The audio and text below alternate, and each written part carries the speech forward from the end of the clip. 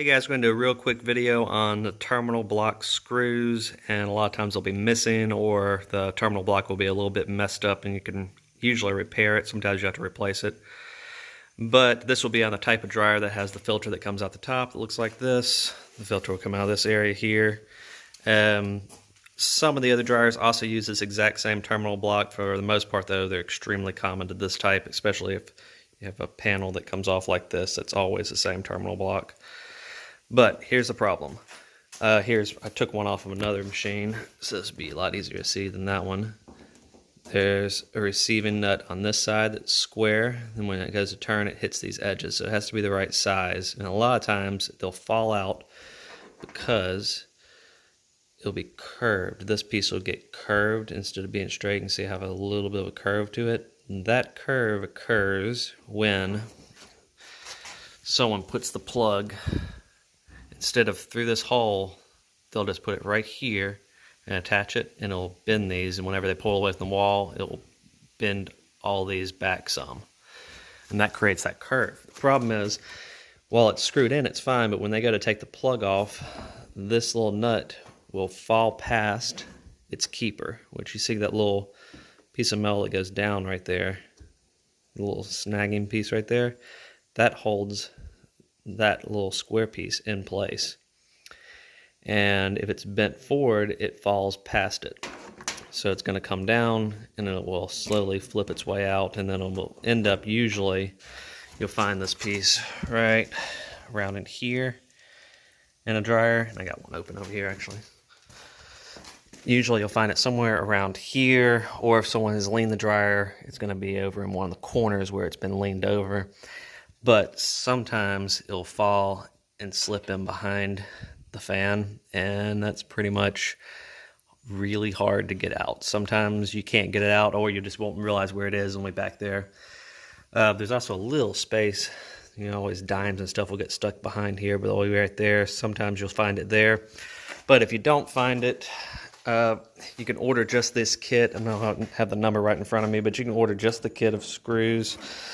But they come in several different sizes. Sometimes they're bigger square nuts, and sometimes they won't fit in here. The easiest thing to do is just buy another terminal block off eBay used if you're missing the actual nuts, and then just replace you can pull these out real easy by pulling these tabs up. Or sometimes, like this one, you can actually reach through. They have a little pass-through point. We can push the back side of these tabs right there. These two right there, you can see these two. Push them forward a little bit and they come right out. And then when you go to put them back in, obviously, if it's bent, it's really easy to fix. Just unbend it and then put it back and you're good to go. Sometimes the little piece right here will be broken off. The piece that holds up, this little piece here that holds up the square nut. And actually, this one has it.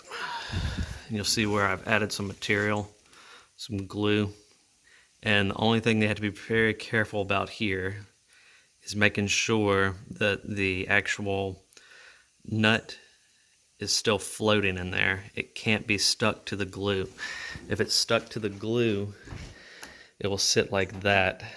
And when you have this piece in place, you won't be able to get the screw into it. It'll be stuck down on that glue, and it won't actually hold right. So it's got to make sure when you're done that it still wiggles around. It's got to have that little bit of space right there to kind of adjust itself to that screw that's going to come in.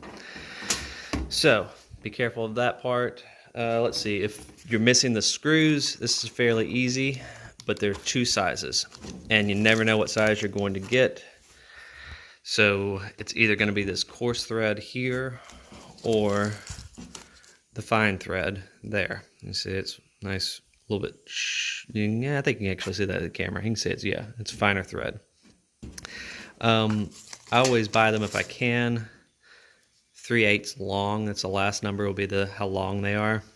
I can never find these in 3/8. They're 1/2 inches as short as they go. So when you go to Lowe's, you can get these for just a couple bucks. I always buy a box of each and have them sitting around, because I get a lot of people that return or pull the cords off thinking they need the cord for, maybe they need it for the next machine, but they never put the actual screws back in it. But the size would be 10/24 times either 3/8 or 1/2 inch, or it's going to be 10/32 times 3/8 or ½ inch, either way.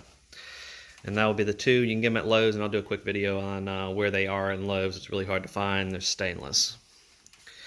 Alright guys, I think that's it. Can't think of any other issues that come up with terminal blocks. If you have a terminal block that's burned up, that'll happen a lot. I don't have one right in front of me, but sometimes they'll be melted and the wire will be melted. That usually occurs.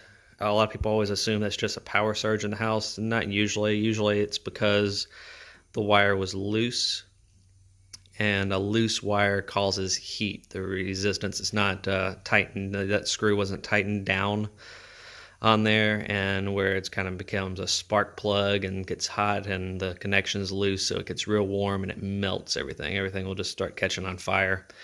And then you'll look at the terminal block and you'll assume, oh, there's something wrong with the dryer. But most likely the problem originated with not tightening up their screws, or most common that I see is someone loses one of these screws and they just throw any screw they can into it, and it's the wrong thread and it never tightens, and they assume it's tight, and then it just sits on there completely loose up against that and just gets hot and burns up. Very common. Alright guys, any questions, put them down in the comments below, and please like and subscribe. It really helps the channel. Alright, so while you're at Lowe's, here's how you find the terminal screws. They're kind of hard to find, and there's two different sizes. I already picked these out. There's these guys. I just get a bag of each because it's really hard to figure out what size it is without having to take it out and bring it with you. 10/32, and that's how long it is. 3/8. I go with 3/8. Half will work, but if you can get 3/8, even better. It'll be the stainless steel. This little box, it looks like this, and you know, it's gonna be in different spots. Here's where I got mine from, in this little bin. Make sure you don't get the kind, someone threw this randomly in here, that have a little neck right there, a little triangle neck. That won't work. Don't get that. You want it's got to be able to land flat. It's got to look like that. Alright, the other one is this guy, and they don't make it, at least in Lowe's. I didn't see it in the 3/8 long, only in the ½ inch long version. But see, it's got the green packaging. When you get over here, you'll see there's blue, there's pink, or it's red, and then there's green, and I think it's right in this area. Yeah, right there. That's the one I'm getting. 10/24 times ½ inch. And that's it.